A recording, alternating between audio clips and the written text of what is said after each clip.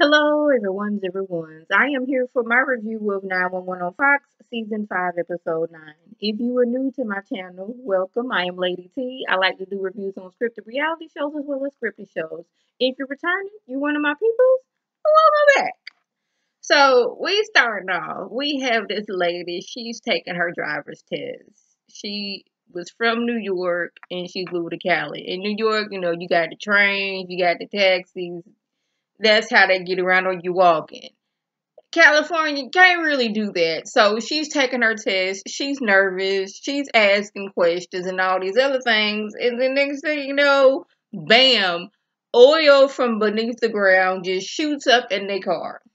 And the driver instructor, I guess when the airbag hit, caused the pin that she was using to go into her chest. And now she's having trouble breathing. I don't know what I would have done in that situation. I would like to think that I would be calm, cool, and collective, but I don't think that is it. I tend to overreact in certain situations, but this ain't about me. So the 118 get there, and like, how are we supposed to get these ladies out? Because we can't use the jaws of life because that could cause sparks, and this can make the car go boom like 808.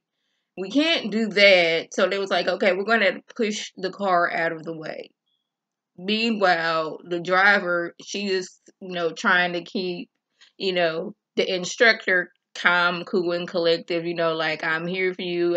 Everything's going to be all right. But then next thing you know, the pin falls out and she starts breathing. She starts, having even more trouble breathing because she's almost choking on her own blood. But luckily, the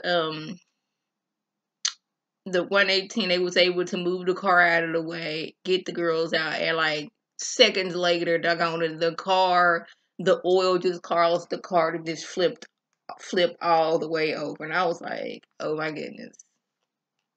Like with seconds to spare. Yeah. See, watching 911 on Fox was like, it seemed like it's scary to live in LA because it's earthquakes. That was happening. I don't know how often, that oil situation, if that actually can happen. But earthquakes, I know they do happen. I've been in an earthquake one time in my whole entire life. It was sophomore year in high school. I was sitting in class, and I kid you not, like seconds before the earthquake happened, everybody in the class just looked out the window, and then next thing you know what happened. And me being silly, I was like, it was probably an earthquake, because like we live in Indiana. Earthquakes just don't be happening like that. I was just joking. I was like, it's probably like a truck going by, but I was like, it was probably an earthquake. I go to my homeroom class because I don't know if they do that everywhere, but in Indiana, in my high school, we had first period, then homeroom. But anyway, I go to my homeroom class, and my teacher, he was like a science teacher as well, and he had some like a Doppler radar thing that's like, yeah, it was a such and such, such and such earthquake. And I was like, oh, that was scary. So I was like nervous the rest of the day. But y'all ain't here for that. My, going off on what happens with me. Anyways, where we at? Athena is called to a casino. Somebody had robbed this casino back in 1987 and got away with like $1 million. And we fast forward to present day where Salvation Army Santa, somebody put one of the chips that the person from 87 stole in his bucket, and he decided that, hey, I'm gonna go ahead and cash this in. So now we got to figure out, okay, the person who robbed the casino way back then has, still has this chip, and put it in the Salvation Army bucket, that didn't make no sense. But anyways, but I'll get more to it anyway. So now we got to find out what exactly is going on.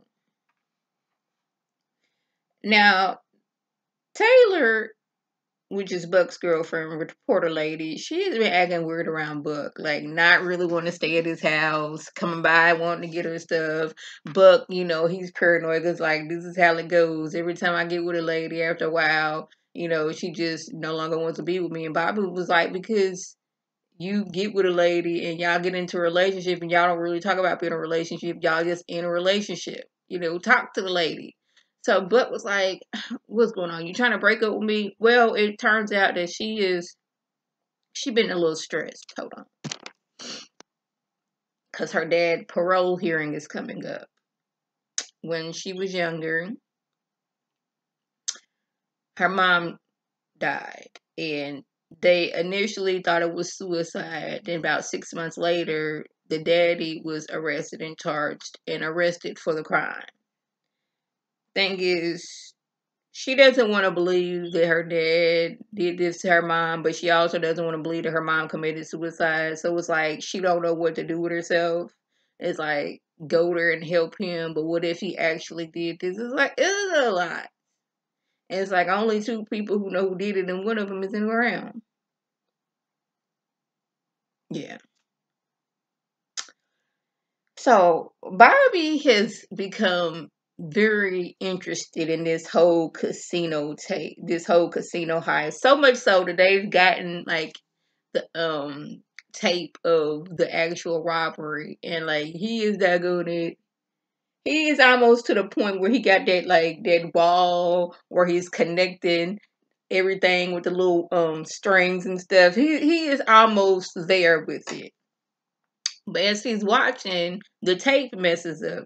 We can't really fix the tape, so let's go to the casino and figure out how is this robber able to get past the security cards, and him and the thing today they're dressed up and whatnot, and they're steady trying to do it, and then he looked at his phone on the tape. It's like, okay, when the robber first came in, the fire extinguisher is at this height, but when it leaves, it's like, you know, we can tell that the person who came in, the robber, was like 6 feet something, and the person who ran out is 5 feet something. So that's like, okay, what's good? Well, the lady who runs the casino, she come up, oh hey, how you doing? Officer thing, and she's like, yeah, this is my husband. We just came here, just have a good time and all this stuff. My husband, he just trying to figure out what happened all those years ago. She's like, oh, don't worry about it. Oh, we have a restaurant here, complimentary, dinner and drink on us. And I was like, she had something to do with it. Mm-hmm. And she walked off, I think it was like, she about 5'7". Bobby was like, yeah. Well, it turns out she worked there back in the day. She was worked on a card table. And she had fell in love with one of the players. And they decided to rob the casino. He came in, it was her day off. So she wasn't there working. He came in, robbed the casino, running around with the security, and he was able to run one way, and she was able to run the other way. He was able to run out this way with the money, and she was able to run out that way out the door without the security catching up on him. I was like, see, but the thing is, how they got caught. Salvation Army Santa, his uncle is the one whose coin it was, and that was the uncle that was dating old girl who worked here, and who she helped rob the casino. She used her portion to pay for school. I was like, I guess when the uncle had passed away, the nephew found stuff and was like, okay, I'm going to cash this in to get some money. And not knowing what the uncle and the uncle's girlfriend had did at the time. But I was like, yeah, that was your downfall, that the uncle, still had these chips around. So what else? We had this scene with May, Athena, and Bobby, and May having to experience something no child should ever have to experience, and that is walking in on your mama and your stepdaddy, and trying to be romantic with each other. Athena got her lingerie on, wearing Bobby's fire jacket. Bobby was naked, and he had to throw on an apron because Maiden came home. They didn't send Harry off to the doggone movies, and they, in there trying to be romantic because, May got her own place, and it didn't got doggone disrupted because she didn't came in. I see that's something no child should have to ever go through. Just saying. So that was the gist. If I left anything out, by all means, leave a comment below. If you were new to my channel, welcome. Feel free to subscribe. It's free all day, every day, free 99. Make sure your notifications are on. So when my beautiful face puts up a video, you can click on it, you can like and share it with your people, and you can come over and be one of my peoples. If you're already one of my peoples, oh, welcome back. Y'all know what to do. Tell your people to tell their people to come over and be one of my peoples by clicking that icon above. This is Lady T signing off.